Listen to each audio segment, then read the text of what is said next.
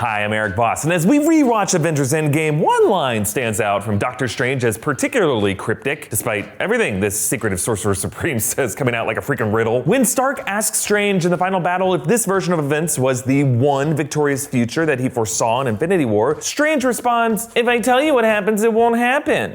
In the moment, I think we all interpreted the line as Strange referring to that classic paradox of determinism versus time travel, that knowing future events ahead of time could risk those events not unfolding properly. But many of us nerds have questioned Doctor Strange's intentions over the months because the dude is just too smart and he's seen too much and he's choosing his words too goddamn carefully for us to take everything he says at face value. But when Doctor Strange looked ahead at 14 million different future outcomes, how exactly did he do that for the timelines in which he died? Like, remember in the Doctor Strange film, the Ancient One told Strange, "I've spent so many years peering through time, looking at this exact moment.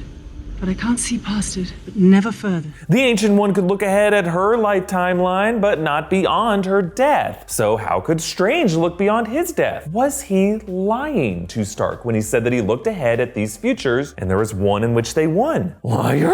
Well, it is worth keeping in mind that the Ancient One also told Strange in that scene that when she tried to look ahead at his future, that she never saw it, only its possibilities. And in Endgame, she told Hulk that Strange was destined to be the best of them, the most powerful Sorcerer Supreme, implying that Strange could use the Time Stone in ways that she never knew how to. Also, Strange may not have been able to see his own timeline beyond his death, but presumably his timeline fast forward would have hit a file not found section, and then pick back up after Hulk snapped them all back 5 years later. Also, despite not being able to perceive his own timeline after his death, he could still theoretically perceive everyone else's timelines, the surviving Avengers, in their future time heist mission. Recently, a Reddit user named RobinHood0509 posted a fascinating re-examination of Strange's scenes and dialogue in Infinity War and an Endgame from his point of view, and all the different visions Strange could have seen, like Endgame Thanos' even more horrific plan to use the stones to reduce the universe to atoms and to start over, and applying all of this to why Strange said what he said to Stark. And that brings up the question, what if Doctor Strange actually saw several possibilities in which the Avengers could win against Thanos, but he specifically lied to Stark by telling him that there was only one victorious path forward? Why would Strange do that? Before we continue, thank you to Manscaped for sponsoring this episode. If only Doctor Strange could look ahead to the future to tell us which of the strokes of our downstairs grooming will lead to us getting gored like Tony Stark was.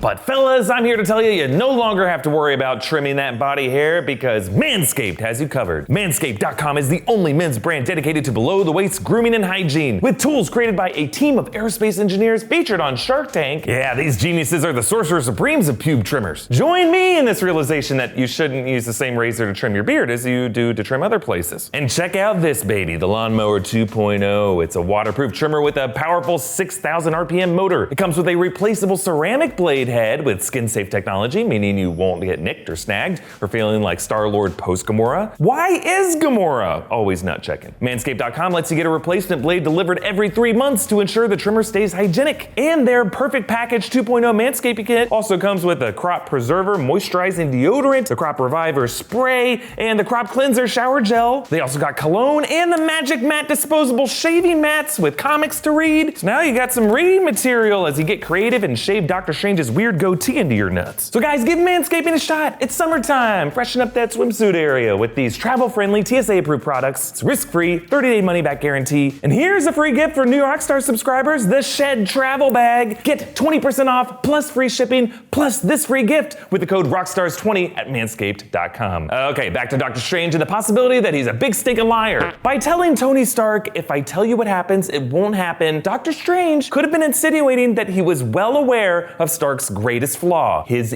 ego. I'm the best.